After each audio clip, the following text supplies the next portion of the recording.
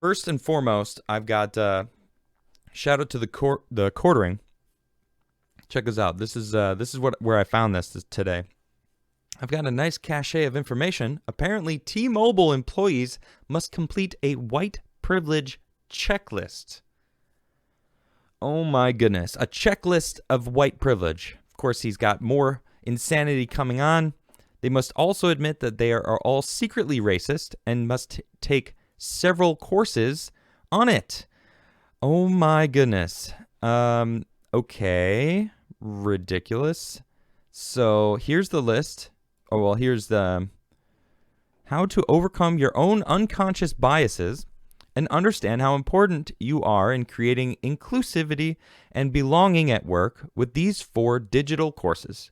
Taking about 20 minutes each, these courses will guide you through identifying the shortcuts your brain takes that might be harmful to others, and then gives actionable recommendations for incorporating more inclusive behaviors in your everyday work. And then this insanity, this is just ridiculous. Here's this white privilege checklist, right? Let me zoom in a little bit so we can see this. Oh my goodness. So I'm just going to read this list to you. Let's see. I can arrange to be in the company of people of my race most of the time. Oh my gosh. All right, before we get into this, I just want to remind everybody that it's the human race, right? The human race, we all bleed the same color.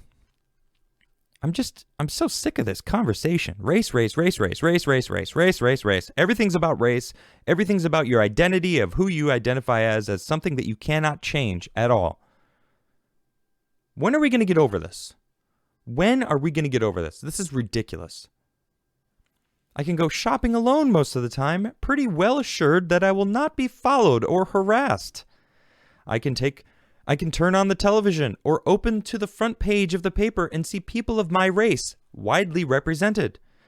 I am told about our national heritage or civilization. I am shown that people of my color made it what it is. I can be sure that my children will be given curricular materials that testify to the existence of their race. Wow. I can go into a music shop and count on finding the music of my race, my race represented. What is this ridiculousness? What music is white music? What is that? They're obviously talking about white privilege here. So what is it? What is white music? Right? I like good music. Right? Obviously, I'm a white person, so does that mean I'm not allowed to like certain kinds of music or something? Or I have a specific... Is like, because I'm white, is like country music like the thing that I'm supposed to listen to? That's like what represents my skin color? No, it's your cultural. It's the environment I was raised in. That has nothing to do with race. God, this unconscious bias bullshit. I'm sorry, I had to swear because it's ridiculous. This is, I mean, it goes on, and it's ridiculous. And a lot of these things are class issues, cultural issues, have nothing to do with race, period. I could worry about racism without being seen as self-interested or self-seeking. Who's really self-interested here? I could take a job or enroll in a college with an affirmation action policy without having my coworkers or peers assume I got it because of my race. Or why did Oxford say, well, if you're black, you don't have to work as hard. You don't have to do as much work. That's racism. That's them perpetrating this thing that they're trying to put on whiteness. This is getting ridiculous. This list is absurd. I'm not going to even finish reading it because it just frustrates me, because I'm going to jump right to this article, which is incredible. It sums it up. It's perfect. Unconscious bias training doesn't work, but it's making billions. And that's it. There it is, people. It's all about the Benjamins. Listen to this. It sums it up so well. By now, we've all heard of unconscious bias training programs. something I just went over. T-Mobile is forcing it on their white workers, designed to make us aware of our explicit and implicit biases and to promote diversity in the workplace. What is an unconscious bias training? Unconscious bias training is based on a key assumption within critical social justice theory that we each possess implicit biases. Implicit biases are attitudes or stereotypes that affect our understanding, actions, decisions in an unconscious manner, such as how we perceive individuals of a different race, gender, or sexuality. In aggregate, these individual biases are thought to amount to oppressive structures in society, such as systemic racism, essentially a system of people's unconscious thoughts. In the U.S. alone, companies spend over $8 billion a year in unconscious bias training. $8 billion a year. It is an $8 billion a year industry. Do you get that? Do you understand what this is all about? It's about triggering your emotions and making money off of it, forcing these big companies to spend all this money to try to perpetuate the problem that they're creating. Oh, it gets into it. This is great. Unconscious bias training aims to help individuals unlearn these biases and change their behavior. These programs can take various forms, but they also often follow 3 basic steps. Participants take a pretest to assess baseline implicit bias levels, the implicit association test. 2, they complete the implicit bias training task. And 3, they take a post-test to reevaluate bias levels after training. For example, an implicit bias training task may involve imagining powerful women, hearing their stories, and writing essays about them, or pairing counter-stereotypical traits such as successful with images of black individuals. Oh my gosh. Okay, wait a minute. Powerful women like Gina Carano, who is a boss, she got canceled. She's a powerful woman. She speaks her mind. She's open about it. She unapologetically speaks her mind, which she should have every right to do so. They were afraid of her. She got canceled. Successful and black individuals? Well, like, who? Oh, like someone like this, Eddie Murphy? Oh, what's this article about? Eddie Murphy insists he's never faced racism in 40-year career, claims being black in Hollywood has been no issue. That's right. He's like, people, we live in an era of correctedness where people are very sensitive as far as comedy is concerned. It doesn't end just at comedy, Eddie. It goes way beyond comedy. It's all inclusive everywhere. This is infecting the world right now. And people are tuning in. Why? Because of the money. You think Robin DiAngelo really thinks all this stuff? She's just making money. It's all about the money, man. Let's see. How popular is it? In the wake of George Floyd's death, there was a huge increase in demand for these kinds of programs across the West. As you can see, Google searches for unconscious bias spiked dramatically. And of course, it started around 2010, and it gets, it starts going up and up and up after that. Something about media propaganda I've talked about many, many times. I'm not going to get into it. In the U.S. alone, companies now spend over $8 billion a year in unconscious bias training. In 2018, for example, Starbucks closed more than 8,000 stores across the U.S. to complete these programs. Google also introduced 60 to 90-minute unconscious bias training sessions to its employees, while the U.S. State Department of Justice imposed implicit bias training on more than 33,000 of its federal agents and prosecutors. According to a recent report, 81% of companies now run unconscious bias training in the UK. But does unconscious bias training actually work? Good question. And yet, hundreds of studies dating back to 1930 suggest that unconscious bias training doesn't actually reduce bias or change behavior. In 2017, meta-analysis looking at 494 studies currently under peer review found that reducing implicit bias doesn't have any significant effect on behavior. And this is a quote, "I was pretty shocked that the meta-analysis found so little evidence of a change in behavior that corresponded with a change of implicit bias. Psychology professor and co-author of the meta-analysis, Patrick Foster, commented, I currently believe that many, but not all, psychologists, in their desire to help solve social problems, have been way too overconfident in their interpretation of the evidence that they gather. The impulse is understandable, but in the end, it can do some harm by contributing to wasteful and maybe even harmful policy. Does it do more harm than good? One university study found that unconscious bias training can actually make individuals more hostile towards other groups. For example, Kawakami, Dovidio, and Van Camp challenged the efficacy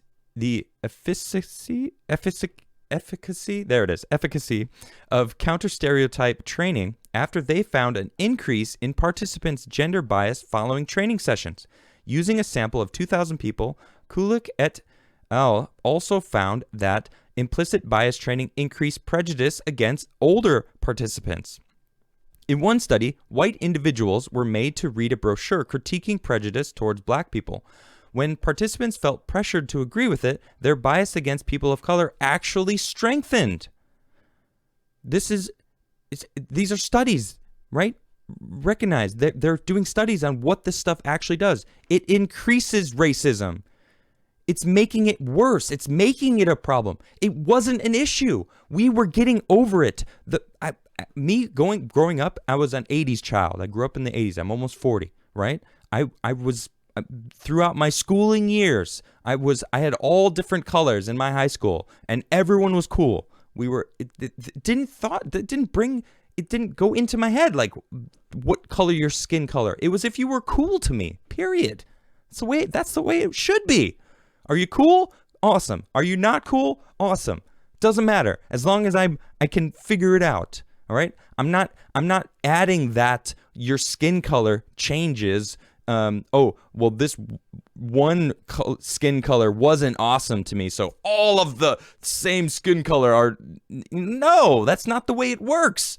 Everybody's different. Any human can be cool. Any human can be a dick, right? It's ridiculous. 5 years after instituting required training for managers, companies saw no improvement in the proportion of white women, black men, Hispanics in management. And they go on to explain, and the share of black women actually decreased by 9% on average, while the ranks of Asian American men and women shrank by 4 to 5%. So why doesn't unconscious bias training work? Of course, racism, sexism, and other forms of prejudice exist, but the question is, do they influence our every decision? And can they be unwired from our subconscious simply by a corporate training program? Can we qualify these biases in a meaningful and reliable way to measure exactly how they affect behavior? The results suggest that we can't.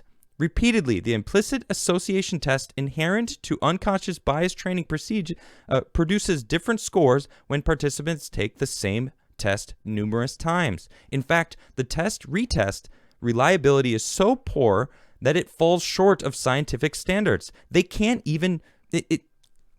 I'm just going to keep reading. All right. This is likely because the human mind is extremely complex. You don't say. There are thought to be over 200 positive and negative cognitive biases that affect our everyday decision-making and behavior. For instance, our actions can be distorted by perception bias, when we believe something is typical of a particular group of people based on cultural stereotypes or assumptions, or affinity bias, when we feel as though we have a natural connection with people who are similar to us, or halo effect, when we project positive qualities onto people without actually knowing them, and confirmation bias, when we try and conform our own opinions and pre-existing ideas about a particular group of people. Unconscious bias training tends to focus only on one type of bias, the stereotype bias, while largely ignoring other distortions. To identify a specific unconscious belief among a miscellany of intersecting and complex schemas and unlearn it is an impossible feat.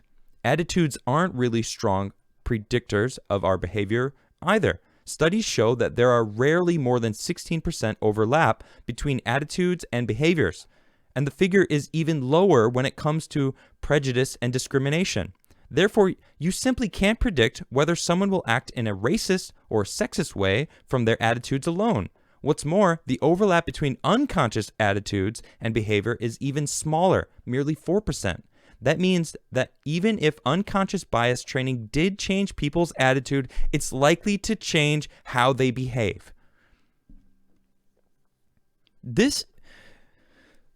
bringing the studies, all right? This is showing the studies that this stuff doesn't work. In fact, it makes it worse, all right? So when they shove this stuff down your throat, it's people, they don't change. They're only focusing on one part of it. They're not going on the whole thing. They're like, well, it doesn't matter. This is just what we believe.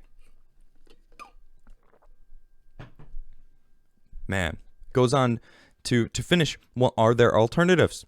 Despite a body of evidence suggesting that these training sessions don't produce reliable results and may be harmful, unconscious bias programs are compulsory in many corporations, schools, and other institutions. Fortunately, co-author of the Grievance Studies hoax, Helen Pluckrose, recently announced Counterweight, a new organization providing letter templates for employees to use if they disagree with critical social justice initiatives in their workplace.